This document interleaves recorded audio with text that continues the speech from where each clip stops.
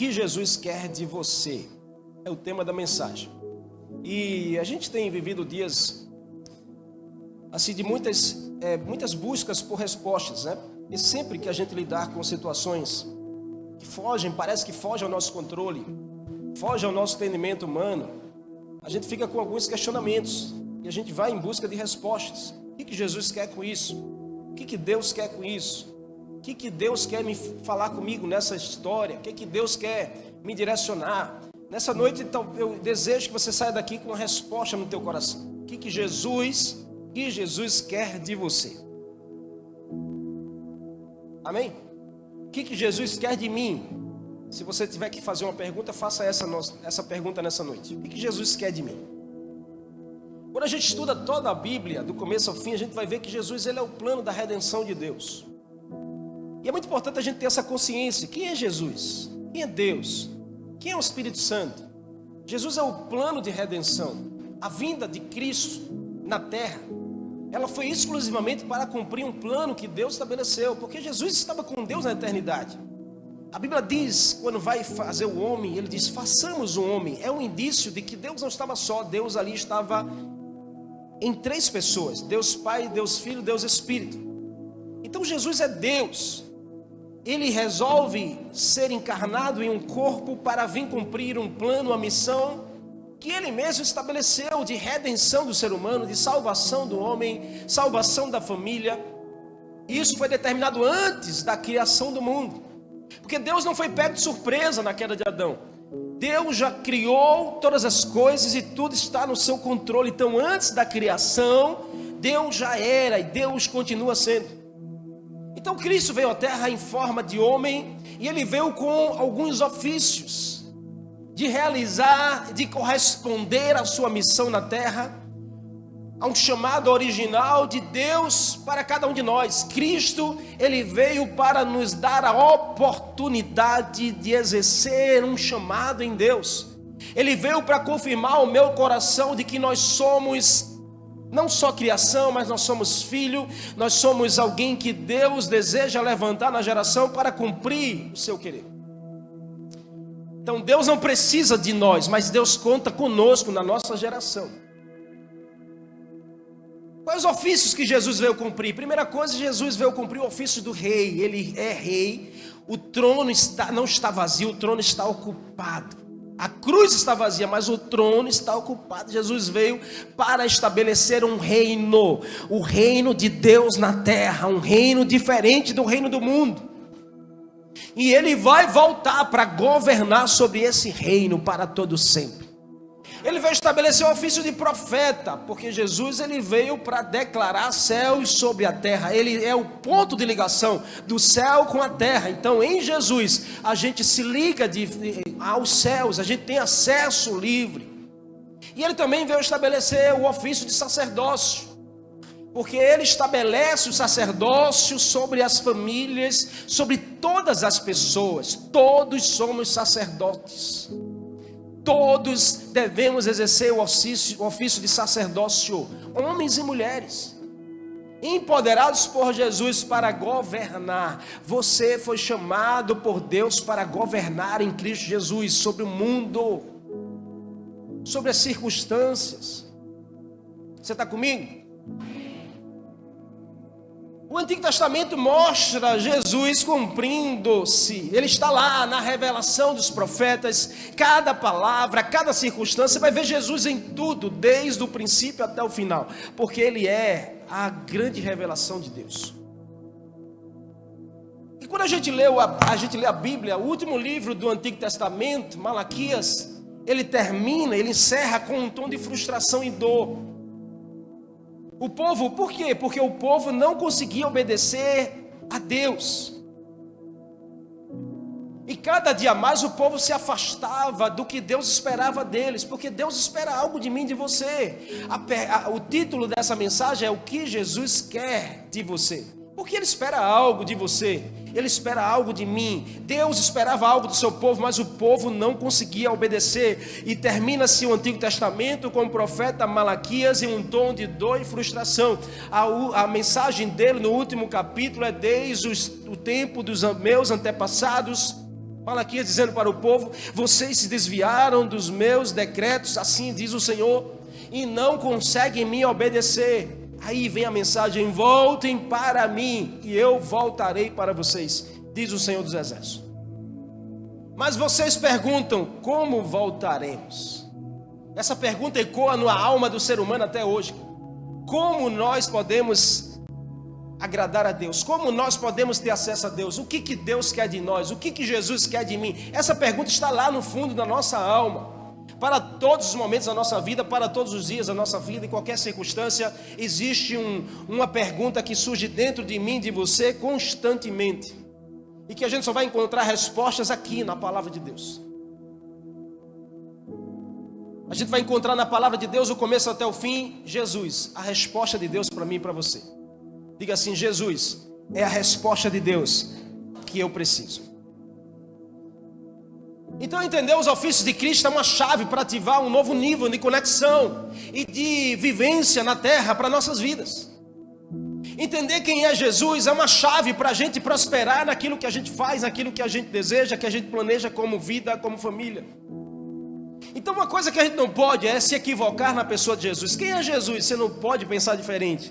Quem é Jesus? Você não pode crer diferente. Quem é Jesus? Você não pode ouvir coisas diferentes. Jesus não é meu fã. Jesus não é um gênio da lâmpada. Jesus não é um arrepio. Jesus não é um sopro. Jesus é o Filho de Deus. Jesus é Deus. Jesus é o Salvador. Jesus, Ele é a resposta de Deus para mim. Ele não é aquele que vive atrás de um espaço no meu coração. Jesus não é aquele que vive pedindo um favor para mim. Jesus não é aquele que vive atrás de alguém que obedeça. Não, Jesus Ele é rei. Jesus Ele é profeta. Jesus Ele é sacerdócio. Jesus Ele é a chave, é o caminho, a verdade e a vida. Ele é sim o Senhor de toda a terra. Ele é o reconciliador do pecador com o Pai. Então eu e você precisamos ter isso muito convicto no nosso coração e na nossa mente. Jesus é o Senhor. Diga assim: Jesus é o Senhor que me salva, que me liberta e que me cura. Diga assim: Jesus é o meu amigo, que me serve, que cuida de mim e que me ama. Diga assim: Jesus é o meu redentor, que me ensina, que me corrige e que me envia na missão. Quando a gente entende isso, a gente vai entender o que Jesus quer de mim, o que Jesus quer de você. E eu quero usar um texto de inspiração, um texto muito clássico, porque quando Jesus resolveu ensinar sobre isso, ele contou 3 parábolas juntas, que é Lucas capítulo 15. 3 parábolas que eu e você conhece bem direitinho e de cor. Lucas capítulo 15 fala da primeira parábola, a parábola da ovelha perdida. Depois ele emenda com a segunda parábola, a parábola da dracma perdida. Depois ele encerra com a terceira parábola, a parábola da família. Diga: família perdida. Não sei se você percebe, mas a primeira parábola Jesus fala de uma ovelha perdida. A ovelha estava perdida do lado de fora. Depois ele conta uma segunda parábola, a dracma perdida. A dracma estava perdida dentro de casa. Depois ele encerra com a terceira parábola, a parábola da família perdida. Como assim, pastor? Não é do filho pródigo, é a família perdida, porque tinha um filho perdido fora e tinha um filho perdido dentro. O que Jesus queria ensinar? Que quando a gente não compreende o que Ele quer de nós, a gente pode estar perdido nesse mundo. E pode estar perdido fora, mas pode estar perdido dentro da casa. Tem muita gente que está perdido fora, mas também tem gente que está perdido dentro da casa. Porque não compreende o que Jesus quer de mim. O que Jesus quer de você? O que Jesus quer de você? Faz essa pergunta a essa pessoa que está ao seu lado, por favor. Diz assim: o que Jesus quer de você? Olhando o texto de João 15, Lucas 15, desculpa. Evangelho de Jesus, segundo Lucas, capítulo 15. Jesus vem falando sobre o preço do discipulado. Vem falando sobre para os seus discípulos. E ele entra nesse contexto de parábolas para falar sobre verdades. E aí quando chega no capítulo 15, no verso 22 ao 24, eu quero me deter aqui só nesses 3 versículos. 22, ele diz assim: mas o pai disse aos seus servos: depressa, traga a melhor roupa e vistam nele.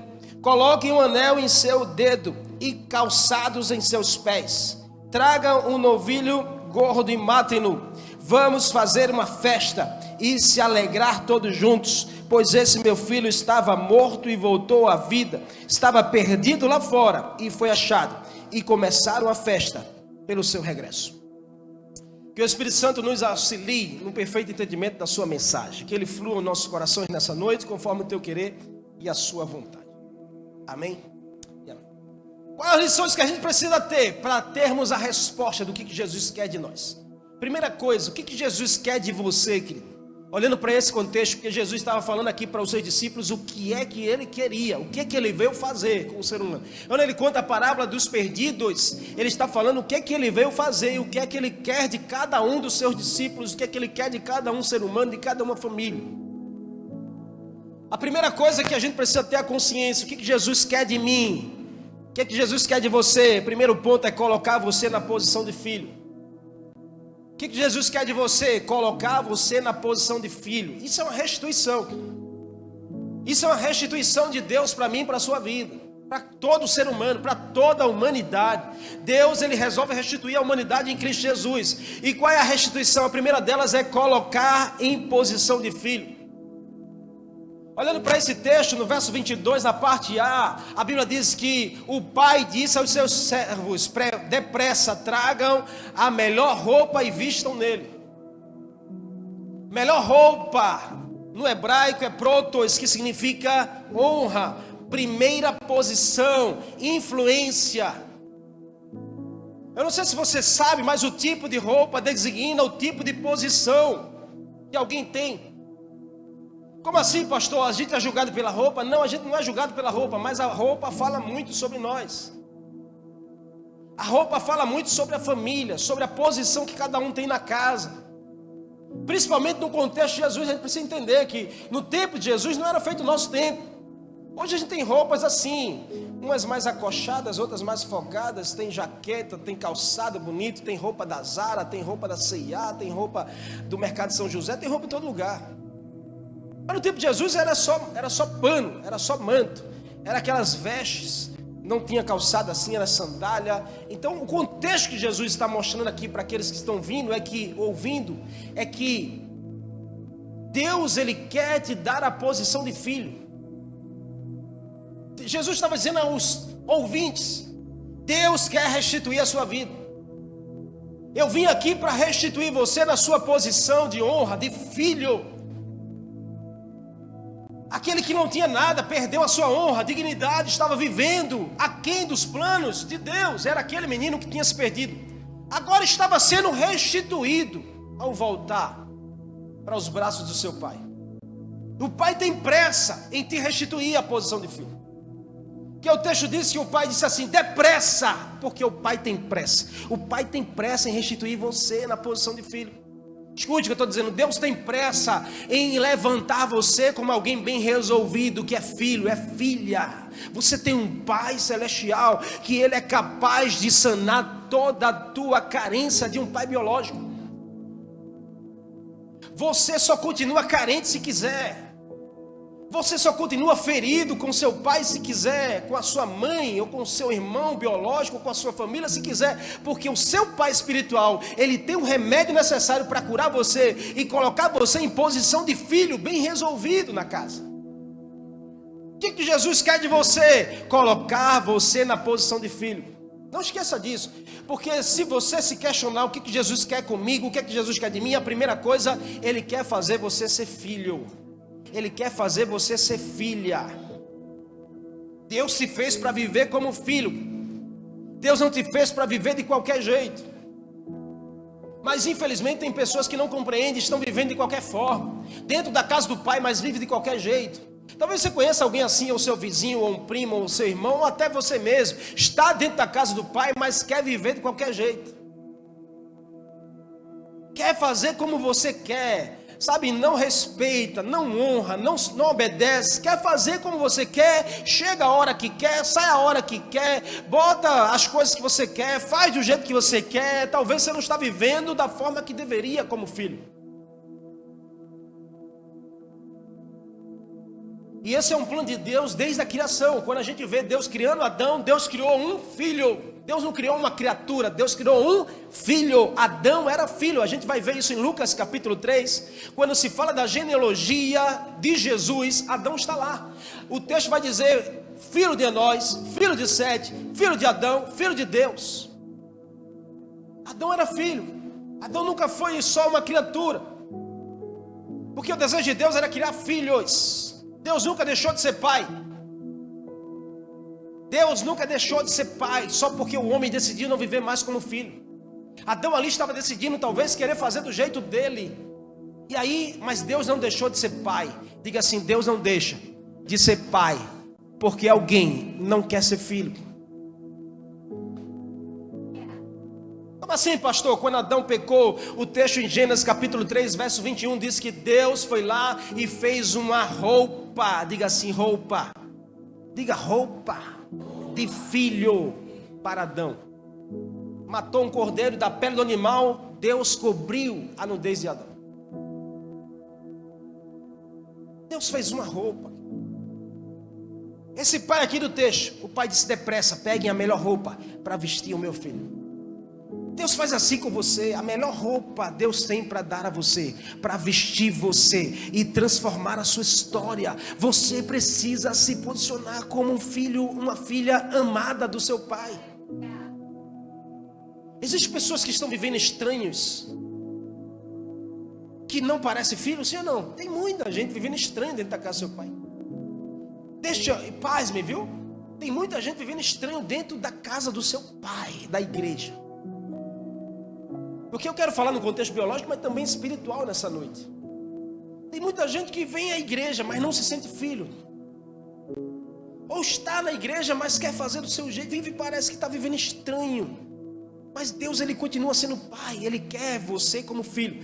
Se você quer uma resposta hoje do que Deus quer com você, a primeira coisa, Ele quer fazer você ser um filho e uma filha. E é por isso que Ele te dá novas vestes. Deus sinalizou isso em Gênesis. As primeiras vestes foram criadas por Deus. Diga assim: as primeiras roupas. Diga: a primeira roupa foi criada por Deus. Deus foi lá e deu um modelito. Adão fez a primeira roupa. Foi Deus que criou. Não sei se você já conseguiu perceber isso, mas a primeira alfaiata da história foi Deus. Foi lá e criou uma roupa direitinho para Adão. Adão achou que poderia fazer uma roupa para ele, porque quando Adão olhou e disse assim: a gente está nu, e agora? Vamos fazer uma folha. Pegou umas folhas lá, tapou aqui na frente, Adão. Eva tapou 3, Adão tapou 1, amarrou na cintura, achou que tinha feito roupa. A gente sabe lá fazer roupa, irmão.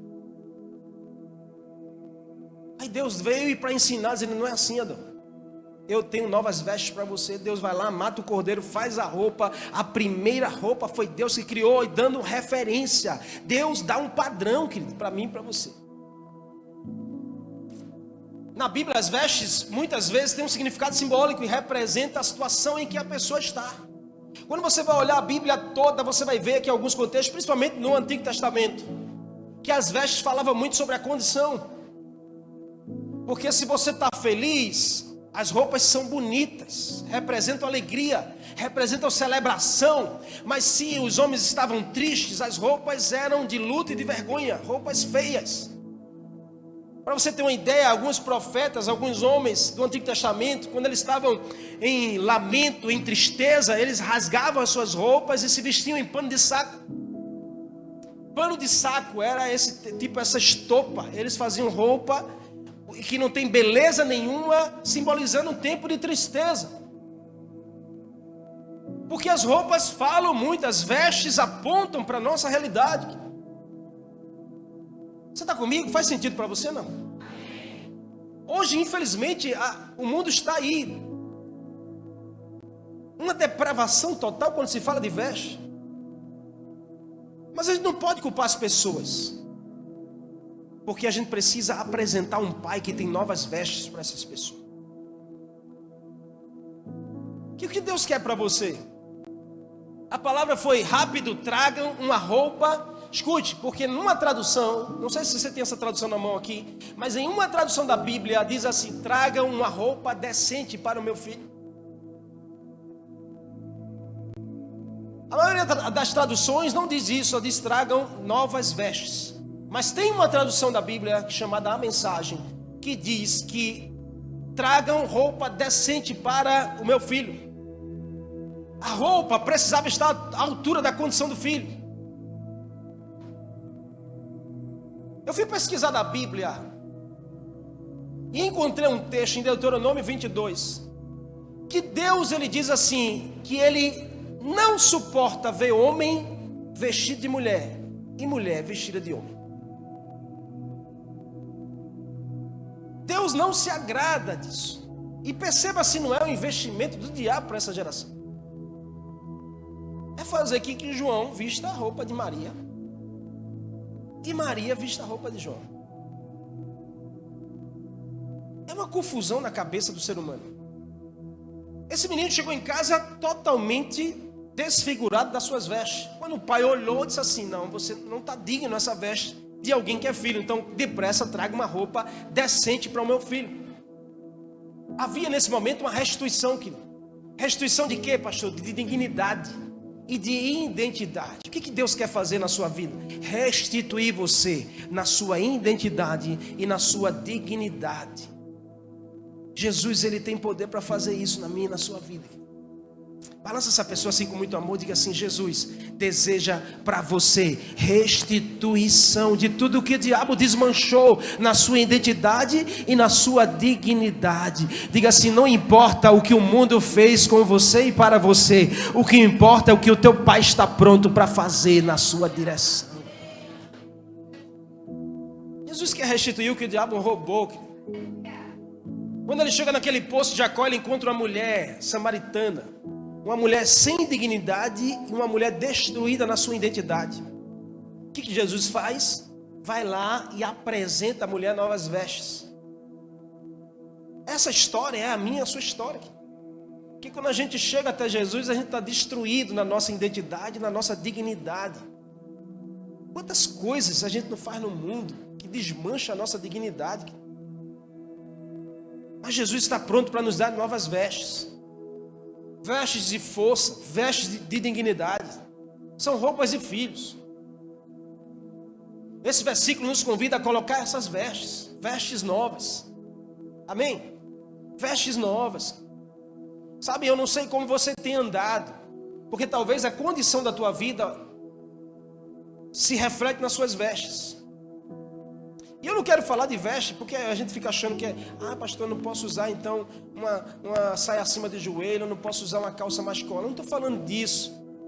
Eu estou falando que a gente precisa ter uma condição de filho bem estabelecida na nossa vida e no nosso coração. E vai refletir com certeza na nossa dignidade, na nossa identidade. Amém? Você está me entendendo? Então coloque essas vestes novas que Deus tem para você nessa noite. Coloque as vestes que Jesus tem para você nessa noite aqui. Sabe, o salmista diz no Salmo capítulo 30 que o Senhor é aquele que é capaz de mudar o meu pranto em dança, as minhas lágrimas em alegria, mudar as minhas vestes de lamento em vestes de louvor. Deus, ele é capaz de mudar as nossas vestes, não no sentido literal, mas no sentido espiritual da nossa vida. Se a gente chega destruído em pecado, em vícios, em coisas que não prestam, Jesus é capaz de mudar as nossas vestes. E esse é o desejo dele para mim e para a sua vida. Se você já está com vestes decentes de filho e filha, como esse pai disse para o seu filho: rápido, depressa, peguem aquela melhor roupa para que o meu filho possa vestir. Se eu e você já possuímos essas vestes em Cristo Jesus, se a gente já vive nesse contexto, glória a Deus por isso, mas se mantenha assim. Isso tem muito a ver com a forma que a gente olha para o futuro. Como você tem olhado para o seu futuro? Isso tem muito a ver com a forma que você olha para os planos de Deus para a sua vida. Como você tem olhado para os planos de Deus para você? O que Jesus realmente quer com você? Ele tem roupas de força, ele tem roupas de dignidade, ele tem roupas de identidade para a sua vida. Jesus quer te dar um futuro de honra, um futuro de glória, um futuro de êxito. E ele deseja que você esteja nesta condição de filho e de filha.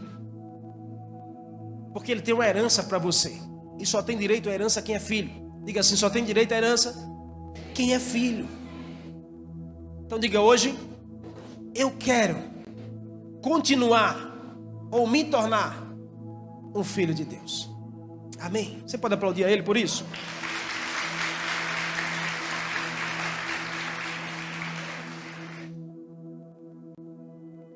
Segunda lição que a gente aprende aqui no texto: o que Jesus quer de você? Primeiro é te dar a condição de filho. Segundo, é apresentar uma família para você pertencer. Porque todo filho precisa de uma família. E aí ele, logo de imediato que ele diz assim: depressa tragam vestes decentes, apropriadas para o meu filho. Ele diz: tragam também aquele anel para o seu dedo. Na mesma tradução que diz assim, vestes decentes, ela vai dizer: traga o anel da família para eu colocar no dedo dele. Traga o anel da família. Isso mesmo, o anel da família. Porque ao ser restituído à posição de filho, ali ele estava recebendo um anel que representaria a quem ele pertence. E em Cristo nós recebemos o direito de pertencer à família de Deus. Porque a Bíblia diz que todos aqueles que confessam Jesus como seu Senhor são incluídos na família de Deus. Então ele tem uma família para você pertencer. Ele tem uma família para você chamar de sua. E quantas pessoas não vivem o contexto de estar numa família, mas não se sentir pertencente a essa família? De viver numa casa, mas não se sente pertencente a essa casa? De conviver num contexto de família ou de vários entes queridos, parentes, mas não se sente de momento nenhum pertencente. O que o Senhor Jesus quer com você? Mudar essa história. Ele quer mudar esse contexto. Ele quer te dar uma família para você pertencer. E como isso vai refletir nas demais áreas da sua vida? Por quê? Porque se a gente é filho, a gente vai chamar Deus de... Se a gente é filho, a gente vai chamar Deus de... Se a gente é filho, a gente vai chamar Deus de pai. Mas não adianta chamar Deus de pai se eu não quero ser da família. Não adianta você chamar de pai alguém que você não quer ou não se sente pertencente à família. Isso constitui um filho rebelde. O que é um filho rebelde? É um filho que não sente pertencente. Até reconhece o pai, mas não sente pertencente. E ele se rebela dentro da própria casa. Rebeldia é algo que o pai não aceita. Nenhum pai se agrada de um filho rebelde. Como Deus se agradaria de ter filhos rebeldes? O salmista diz no Salmo 68, verso 6: Deus dá uma família ao solitário. Deus é um Deus de família. Deus faz com que o solitário habite em família. E o texto continua dizendo assim: e ele liberta os presos para prosperar. Deus pega você, solitário, coloca você numa família para você prosperar. Diga assim: não há lugar melhor para prosperar do que no seio da família. Você está entendendo, amém? Você está entendendo? Balança a pessoa assim, dizer: você está entendendo a mensagem de Deus nessa noite para o teu coração? Está recebendo tudinho mesmo?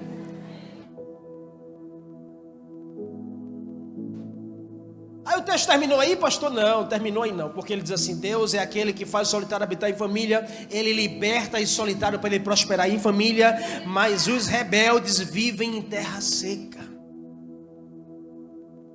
Deus está dizendo: há uma unção de prosperidade para aqueles que aceitam pertencer a uma família. Mas para aqueles que são rebeldes, quem são os rebeldes? São os filhos da casa que não reconhecem. São os filhos da casa que parecem que é visita. Porque filho que é filho, querido, é diferente. Mas se você se sente visitante na casa do seu pai, tem alguma coisa no seu coração que não está tão ajustada. E aí o Senhor é muito claro aqui nesse texto, no Salmo 68, verso 6. Não esqueça não, porque esse texto é para mim e para você. Deus diz: aqueles que aceitam pertencer à família, esses vão prosperar em família. Mas aqueles que continuam sendo rebeldes, eles vão viver em terra seca. Não há prosperidade.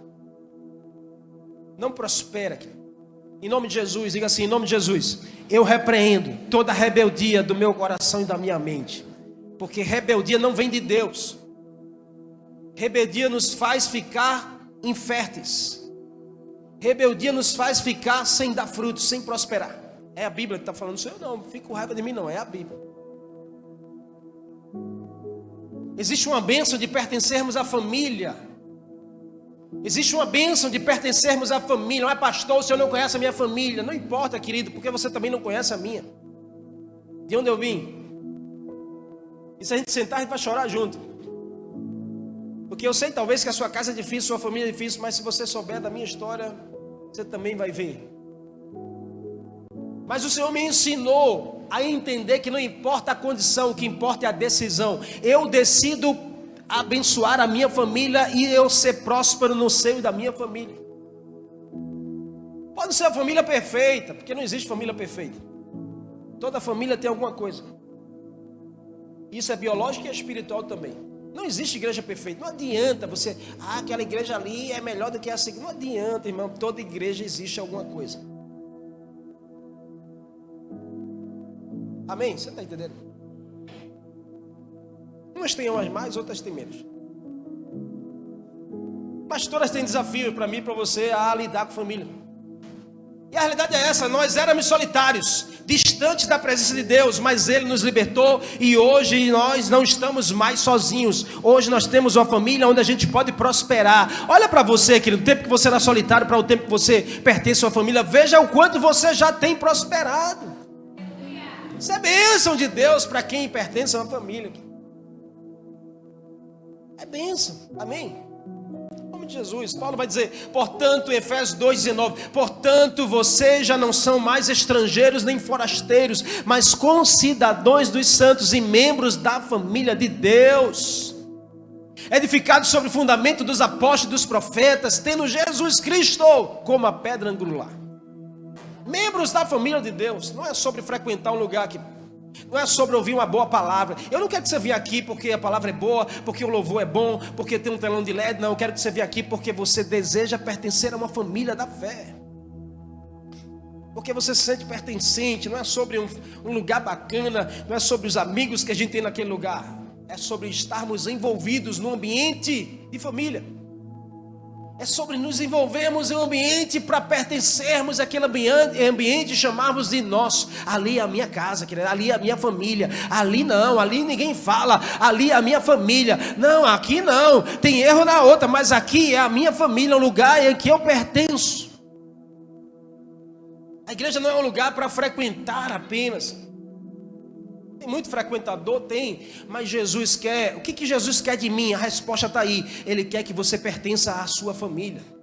Ele não quer que você seja um frequentador. O que é um frequentador? Você recebe pessoas na sua casa, sim ou não? Tem amigo seu que vai na sua casa? Não tem? Que você recebe? E eles são frequentadores da sua casa. Tem pessoas que frequentam mais, tem outras que menos. Tem gente que frequenta todo dia, toda hora, está lá dentro de casa, parece que já é da casa, mas é só frequentador. E o que é um frequentador? Ele não tem responsabilidade por sua casa. Ele é visita. Mas o que é um filho? O que é alguém da família pertencente? É alguém que tem responsabilidade com a casa. É alguém que tem responsabilidade com a família. O pai disse assim, se é o meu filho que voltou, então pega o anel da família que a gente vai colocar no seu dedo, restituindo a identidade da qual ele pertence. Hoje você estava solitário até ontem, mas hoje você pertence a uma família. O anel representava a restituição familiar. O anel na Bíblia, querido, do começo, lá desde o Antigo Testamento, a gente vai ver tantas representações de anel, como por exemplo, transferência de autoridade. Quando José chegou no Egito, o faraó chamou José no seu palácio e disse assim, eu vou colocar você na maior autoridade sobre o governo de todos aqui. Aí o faraó pegou um anel, o texto está lá na Bíblia, tá certo? Em Gênesis 41, 42, faraó coloca no dedo de José um anel que representava a autoridade sobre o governo do Egito. Então ele tinha um anel no dedo para mostrar que ele era autoridade, transferência de autoridade. Anel representa transferência de autoridade também. O anel representava também um selo de autenticidade.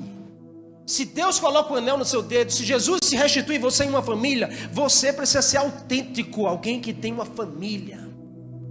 Porque o anel era selado. Alguns reis que mandavam cartas, algumas autoridades mandavam cartas e selava com o seu anel. Era um selo de autenticidade, dizendo assim: foi eu que escrevi, eu estou autenticando aquilo que eu registrei aqui.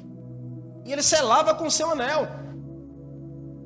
Quem lembra da história de Ruth, você vai ver que o rei, ele deu um decreto para livrar o povo e ele selou com o seu anel.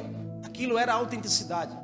O que o pai estava fazendo com o filho? Chegou destruído, mas o pai estava dizendo: eu estou autenticando você como filho da casa. Você tem direito porque você é filho da casa.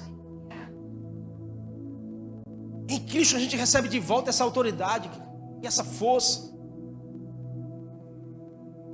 Diga assim: o que Jesus quer de mim? É isso, que você seja filho e que você pertença à família dele.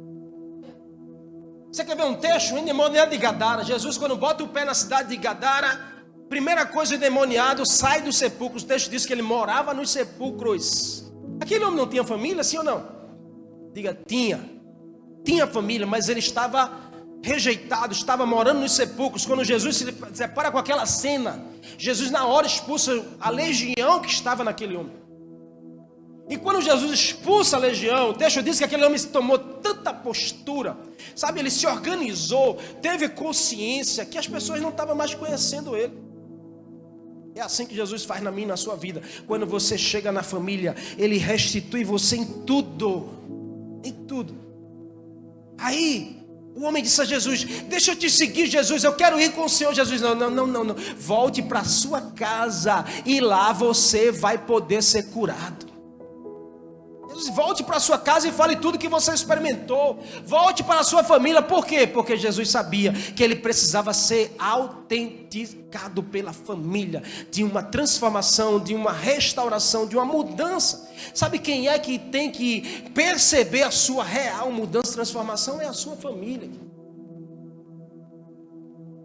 Como membro da família de Deus, você se torna co-herdeiro em Cristo, das heranças que o Senhor preparou para você. Só aqueles que pertencem à família podem receber herança. Quando a gente decide pertencer, decidimos viver as dores e as glórias da família. Porque a gente só quer família para celebrar as glórias, mas família também tem dores. E quando a gente pertence à família, a gente tem que aprender a viver as dores e as glórias, as conquistas e as derrotas, o tempo bom e o tempo difícil. Quem é família nas dores e nas conquistas. Diz essa pessoa assim: quem é família? É família nas dores e é família nas conquistas. O que Jesus quer de você? Que você suporte o peso da cruz.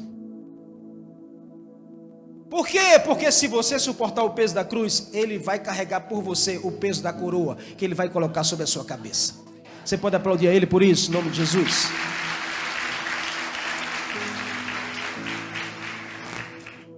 E por último, para a gente encerrar, a última fala desse pai, e a lição que a gente aprende aqui, que Jesus quer de você, é entregar uma missão e um propósito na sua vida. Ele primeiro quer te constituir como filho legítimo e filha. Depois ele quer te autenticar na família, dizer que você pertence a uma família. E depois ele não quer só que você pertença, ele quer que você tenha uma missão e um propósito. Diga assim: Jesus quer de mim que eu exerça uma missão e um propósito nessa terra. O pai olha e diz assim no verso 22, a parte C: traz os calçados para os seus pés. Uau! E não era qualquer calçado. Era novas sandálias, novo destino, um novo propósito, uma nova missão. Eu não sei se você sabe, mas os pés na Bíblia têm muito significado. Tudo na Bíblia tem um significado. E quando a Bíblia vai falar de pés, ela fala sobre autoridade, sobre destino, sobre um contexto de propósito e missão. Quando Deus resolve chamar Moisés, em um momento que Moisés sobe no monte para se encontrar com Deus, Deus olha para Moisés e diz assim: ei Moisés, espera um pouquinho, tira as sandálias dos teus pés, querido. Primeiro, porque o lugar aqui é santo. Quando Deus também resolve chamar Josué, capítulo 5, Josué, verso 15, Deus diz a mesma coisa: tira a sandália dos seus pés, porque o lugar que você está pisando é santo. Indicando que Deus queria trocar a condição dos escolhidos para uma missão. Deus não estava dizendo assim: a sua sandália é imunda. Deus estava dizendo: eu tenho uma nova missão para você. Tire as sandálias antigas, porque eu tenho uma nova sandália para colocar nos teus pés. Tire os calçados antigos que te levaram para uma destruição, que eu tenho novas sandálias que vão te levar a um lugar de honra e de vitória. Você não pode estar usando os mesmos calçados. Fala essa pessoa, diga assim: você não pode estar usando calçados novos para pisar em novos lugares. Deus tem sandálias novas para te levar a pisar e tomar posse de novas terras. Você crê nisso? Dê um amém aí em nome de Jesus. Sempre que Deus quer mudar o nível, Ele vai pedir a você para largar algo. Deus queria mudar o nível de Moisés. Ele diz: tira as sandálias, larga essas sandálias velhas, eu tenho novas sandálias para você.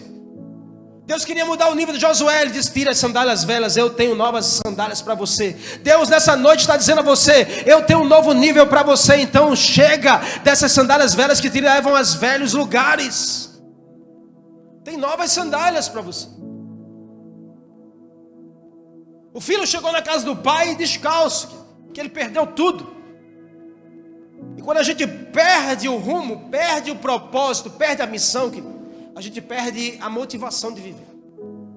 O filho chegou sem motivação. Ele foi na casa do pai porque ele não tinha mais saída. Como muitas pessoas que vão à igreja que não tem mais saída. Não tem problema não, porque Deus se recebe do jeito que você vier, mas Ele não te deixa do mesmo jeito. Jesus, Ele tem o que você precisa para você receber e você viver um novo tempo nele. O filho chegou descalço. E descalço também representa algo, porque Deus não te chamou para você viver descalço. Naquele tempo, naquele contexto, os descalços eram os escravos, que não tinham calçados. Então quando o filho chega na casa do pai descalço, o pai olha para os seus pés e diz assim: eu te dei roupas novas, eu te dei um anel da família, mas está faltando algo para completar o que Jesus quer para você. Então traga as sandálias novas para o meu filho. Por isso que ele pediu para que pudesse sandálias nos pés, para que ele não fosse mais um escravo. Alcançar as sandálias, ele restituiu o lugar de filho e possuidor de uma missão. Eu e você precisamos ser possuidores de uma missão. Dentro de nós tem que queimar, querido, no nosso coração, uma missão a se cumprir. Você é resposta para essa geração, em algum lugar, em algum contexto, em algum momento. E normalmente as nossas missões, os nossos propósitos estão lá nas nossas maiores dores. É naquilo aonde você sofreu mais, sabe? Talvez um abuso, talvez uma rejeição, talvez uma falência, talvez, sabe, algo que deu errado, um casamento arruinado. É lá na sua maior dor que talvez nasça a sua maior missão, porque Deus quer levantar você com um testemunho de vitória sobre aquela área que era dor na sua vida.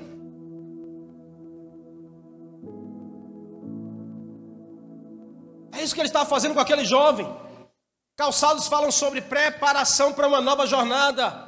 Colocou calçados novos, preparando-se para pisar em novos lugares, uma nova jornada. Filhos, recebe o evangelho como propósito de vida.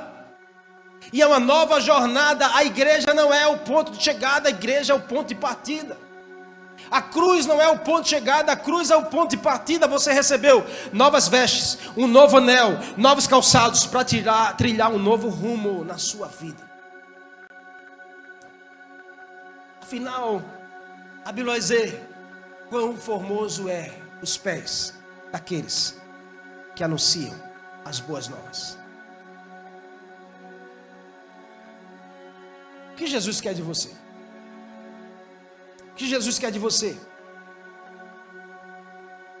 Porque filho que é filho serve ao propósito. Jesus estava contando a parábola e dizendo: uma ovelha perdida lá fora. Diga assim: Jesus não quer. Diga assim: Jesus não quer filhos perdidos lá fora. Depois ele conta a parábola da dracma, da moeda perdida dentro de casa. Diga assim: Jesus não quer filhos perdidos dentro de casa. Depois ele conta a história de 2 irmãos, um perdido fora e outro dentro. Diga assim: Jesus não quer ninguém perdido lá fora e ninguém perdido dentro. O que Jesus quer de você? Que você não viva perdido, que você não se perca, que você não erre o alvo. Filhos, precisa viver como filhos. Se você for em minha casa me visitar, e a minha casa sempre estará aberta para você. Mas se você vai lá: pastor, eu vim fazer uma visita, como a gente recebe muitas pessoas, entre, pode entrar. Você vai comer comigo na mesa, porque se tem uma coisa que eu amo é perguntar: você já comeu? Está com fome? Porque eu sei o que é passar fome. E o que eu posso fazer para não ver ninguém passar fome, eu faço. Então a primeira coisa que eu come comigo aqui, senta na mesa, a gente come o que tiver. Prato da casa, cuscuz com salsichinha, já digo logo, porque é a especialidade da pastora. Mudou, graças a Deus. Diga assim: Deus é bom. Porque a especialidade dela era pão assado. Mas Deus é bom demais. Ficou cuscuz com salsichinha. E é muito gostoso. Você vai comer comigo, mas chegar uma hora que termina a comida, você vai dizer assim: pastor, deixa eu lavar os pratos. Eu vou dizer: não. Por quê? Porque você é visita. Mas se é filho